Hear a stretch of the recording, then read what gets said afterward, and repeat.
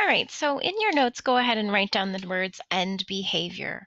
We're going to talk about what this actually means, and we're going to just write down generally if you have an even degree function, what that looks like in terms of end behavior, and then if you have an odd degree function, what that looks like in terms of end behavior.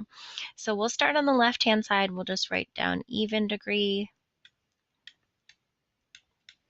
function will be over here, and then on the right side, we'll write down an odd degree function.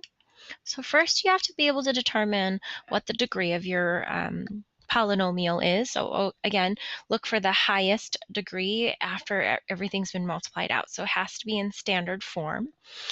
Once you've determined if it's an even degree, that's 2, 4, 6, 8, etc., the next thing that we have to think about is its leading coefficient. So I use LC to represent leading coefficient. So maybe we should write it down because it's the first time using these shortened terms. So coefficient, leading coefficient.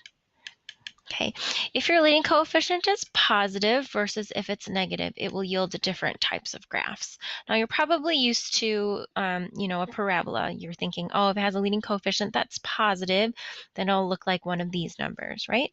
But sometimes when you're looking at things that have a higher degree than just 2, there's other stuff that goes on in between. So what we'll do is we'll just draw the end behavior, which literally means like, what do the ends of your graph look like? So I'm going to have 2 arrows pointing in the same direction. That leaves it open to be like, oh, I could have this stuff going on if I wanted to. I could have it connect to just be a normal parabola if I wanted to.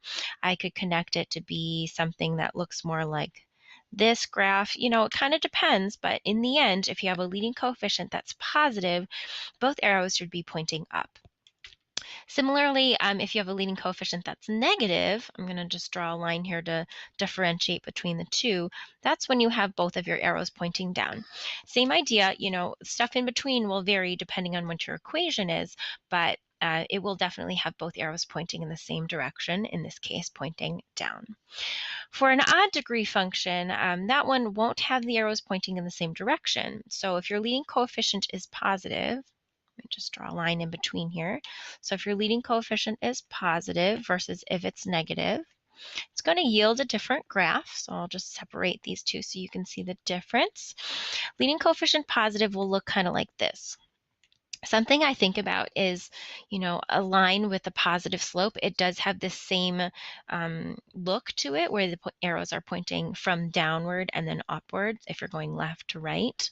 If you are looking at a leading coefficient that's negative, then it will be like this. Again, stuff like where it's filled in, sometimes it'll look like that. In fact, a lot of the times it'll look like that. But other times it could have extra bumps in the middle. It could look like that. You really don't know. So in general, your leading coefficient, if it's positive, then the end behavior looks like this versus the negative end behavior will make them point in opposite directions. Just keep that in mind when we're talking about general shapes of graphs.